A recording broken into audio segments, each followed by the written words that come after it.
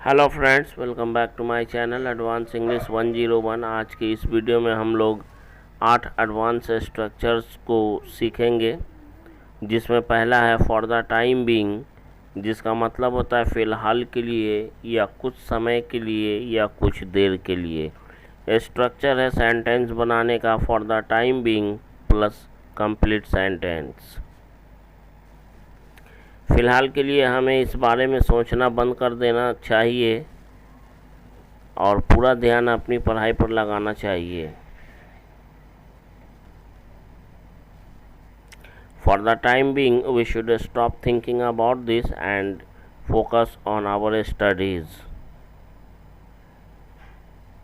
And के बाद आप शुड लगा भी सकते हैं।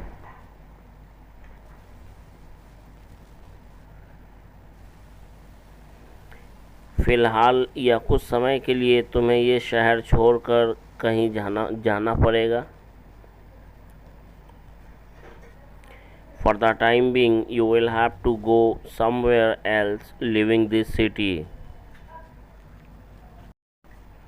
For the time being, you will have to go somewhere else leaving this city. Somewhere else का मतलब है कहीं और। फ़िलहाल के लिए तुम्हें कहीं छिप जाना चाहिए क्योंकि पुलिस तुम्हें पागलों की तरह ढूंढ रही है। For the time being, you should hide somewhere because the police is searching for you frantically. For the time being, you should hide somewhere because the police is searching for you frantically.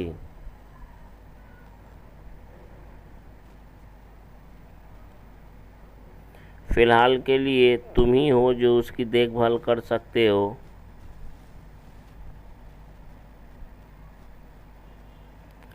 For the time being, you are the one who can take care of him.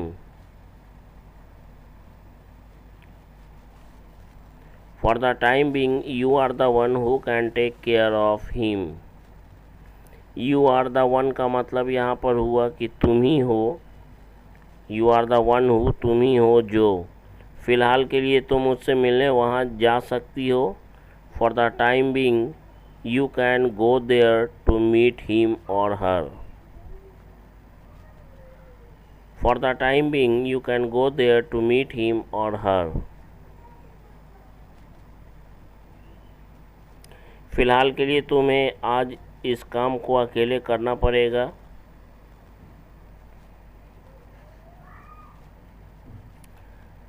For the time being, today you will have to do this work alone. For the time being, today you will have to do this work alone. Next है what is और what was there to। Present में रहेगा तो is का use करेंगे और past की बात को बताना रहेगा तो was का यूज़ करेंगे। उसके बाद वर्ब के फर्स्ट फॉर्म का यूज़ करेंगे। तुम क्यों हंस रहे हो, वाई आर यू लाफिंग, इसमें हंसने वाली क्या बात है, what is there to laugh. वो तो तुम्हारा मंगेतर है और उसके सामने जाने में या उसके सामने बैठकर उससे बातें करने में शर्माने वाली क्या बात है।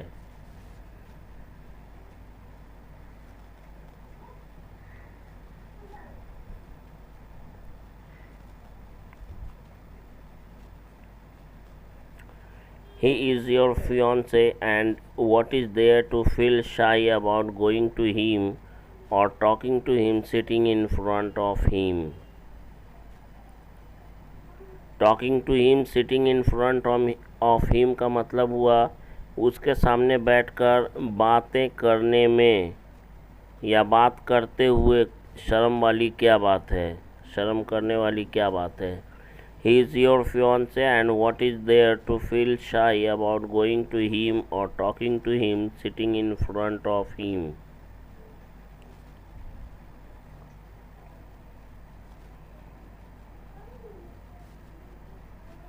इसमें फूट फूट कर रोने वाली क्या बात है। What is there to weep bitterly, या ऐसे भी बोल सकते हैं what is there to cry bitterly. इसमें उसकी कोई गलती नहीं है, इसमें उसे गाली देने वाली क्या बात है। He is not at fault in it, what is there to abuse him? He is not at fault in it, what is there to abuse him? 3 number पे हमारा स्ट्रक्चर है विल नॉट हेल्प और will not work का मतलब होता है से काम नहीं चलेगा। स्ट्रक्चर है जस्ट प्लस वर्ब की ING form plus will not help.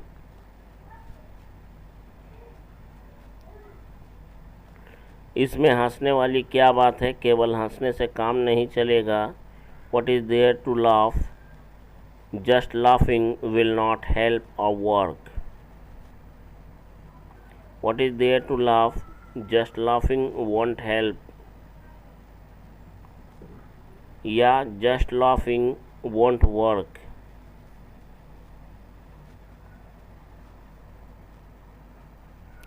केवल पढ़ने से काम नहीं चलेगा, अगर भविष्य में कुछ पाना चाहते हो तो कठिन परिश्रम करना ही पड़ेगा। Just reading won't help you, if you want to get something in the future you will have to work hard. Just reading won't help you, if you want to get something in the future you will have to work hard. केवल अंग्रेजी के छोटे छोटे वाक्यों से या अंग्रेजी के छोटे वाक्यों के बोलने से काम नहीं चलेगा।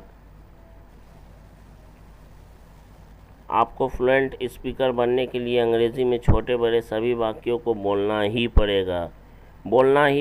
इस पर बोलने की बात पर जोर दिया जा रहा है, इसलिए यहाँ पे हम लोग एक एडवांस स्ट्रक्चर का यूज़ करेंगे जिसमें गॉट टू का यूज़ करेंगे। Just speaking a small sentences in English won't help you. You will have got to speak all small and long sentences in English to become a fluent speaker.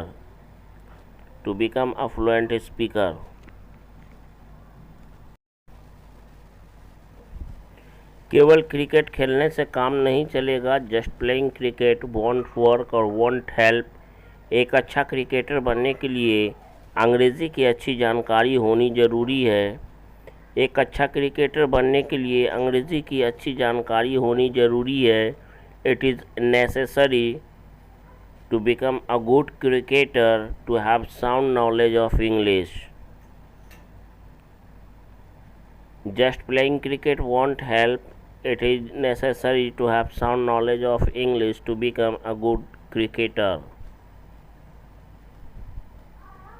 Just playing cricket won't help. It is necessary to have sound knowledge of English to become a good cricketer.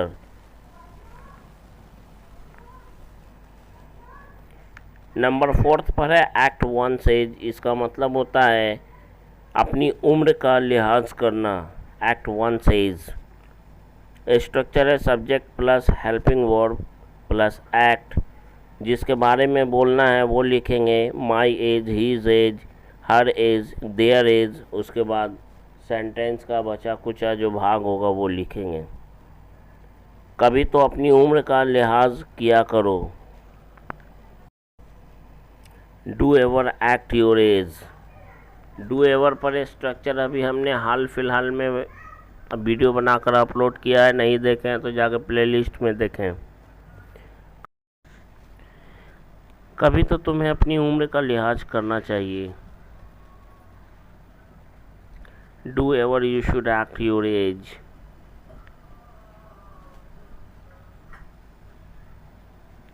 Do ever you should act your age. कभी कभी आदमी को अपनी उम्र का लिहाज करना ही चाहिए मतलब इस बात पर जोर दिया जा रहा है। Sometimes a man must act his age. Sometimes a man must act his age.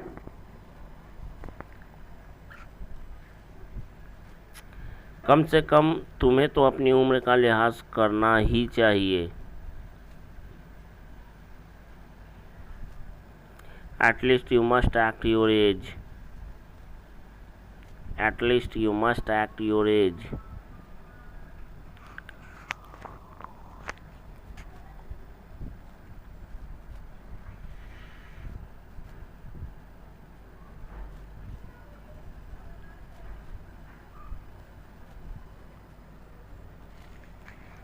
वे लोग अपनी उम्र का लिहाज कर रहे हैं। They are acting their as.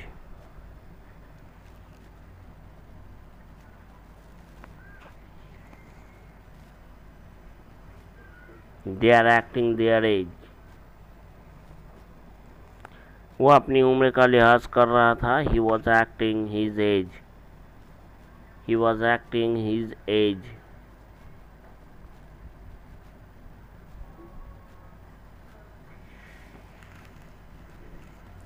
वह अपनी उम्र का ज़रा भी लिहाज नहीं किया करती थी।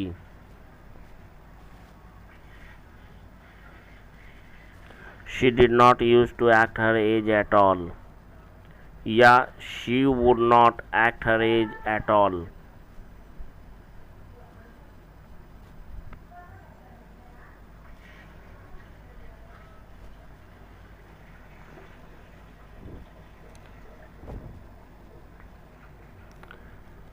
नंबर 5 पे है इन टर्म्स ऑफ। इसका मतलब होता है के मामले में।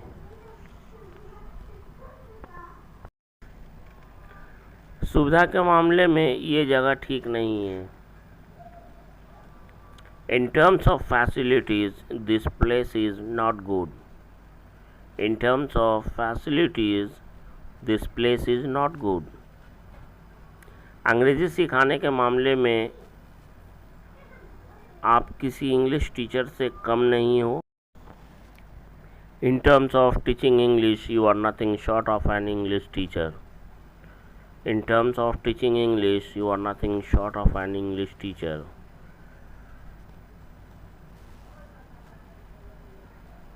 यहाँ पे कोई के लिए एनी का यूज़ नहीं होगा क्योंकि नथिंग खुद एक निगेटिव वर्ड है। अंग्रेजी पढ़ाने के मामले में आपका बेटा भी किसी से कम नहीं है। In terms of teaching English your son is second to none. In terms of teaching English your son is second to none.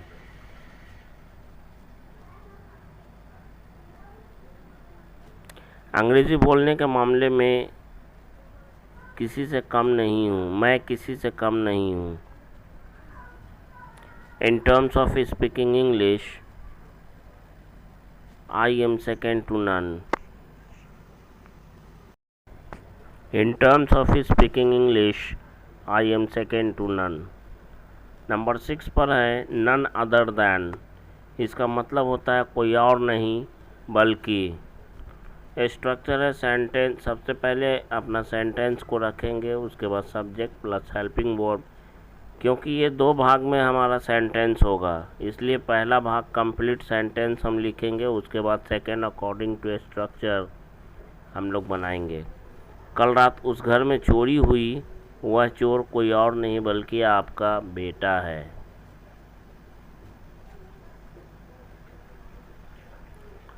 Last night a theft was committed. ये पैसिव में बन रहा है। Theft was committed in that house and that thief is none other than your son. Last night a theft was. Theft का मतलब चोरी होता है।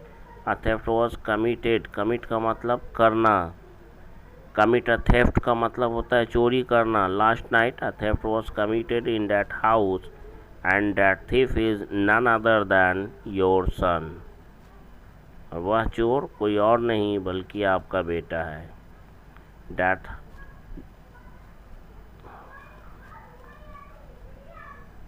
वह काबिल तारीफ इंसान कोई और नहीं बल्कि आपका बड़ा बेटा है जिसने इस काम को करने का अटल संकल्प लिया है। ऐसा आप बोल सकते हैं कभी खुद से? नहीं बोल सकते हैं। वीडियो को देखिए, प्रैक्टिस कीजिए। That praiseworthy person is none other than your elder son who has taken a firm resolution to do this work. Take a firm resolution का मतलब होता है अटल संकल्प लेना, दृढ़ संकल्प लेना। That praiseworthy person is none other than your elder son who has taken a firm resolution to do this work. प्रेज़वर्दी का मतलब होता है वैसा इंसान जो तारीफ़ के लायक हो, यानी काबिल तारीफ़।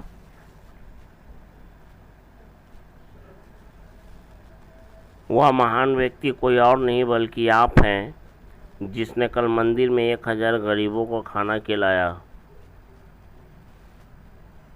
ऐसा सेंटेंस आपको कहाँ मिलेगा? That great person is none other than you who fed 1000 poor people in the temple yesterday. Feed का मतलब खिलाना होता है। फीड का सेकेंड फॉर्म फेड होता है, मतलब खिलाया। That great person is none other than, वह आदमी या वह इंसान कोई और नहीं बल्कि आप हैं। हु फेड 1000 पुअर पीपल, जिसने 1000 गरीबों को खाना खिलाया। इन द टेम्पल, मंदिर में। यस्टरडे, कल। 7 नंबर पर है इन्फैचुएटेड विद समवन और समथिंग, किसी इंसान या किसी चीज़ के प्यार में पागल या दीवाना हो जाना या किसी पर फिदा हो जाना। स्ट्रक्चर है subject plus helping verb plus infatuated with plus me, him, her, them. वह अपनी गर्लफ्रेंड के प्यार में पागल है या वह अपनी गर्लफ्रेंड से फिदा है, ऐसा भी बोल सकते हैं। He is infatuated with his girlfriend. He is infatuated with his girlfriend. वह अपनी मातृभाषा के प्यार में पागल है। He is infatuated with his mother language. अगर ये वीडियो आपको अच्छा लगता है, कुछ सीखने को मिला है, कुछ नहीं बहुत कुछ सीखने को मिल रहा है, तो प्लीज़ हमारे इस चैनल को आप सब्सक्राइब, लाइक और शेयर और कमेंट करना ना भूलें। प्लीज़ कमेंट ज़रूर करें, लाइक, सब्सक्राइब, शेयर भी ज़रूर करें। वे लोग अपने देश के प्यार में दीवाना हैं। They are infatuated with their country.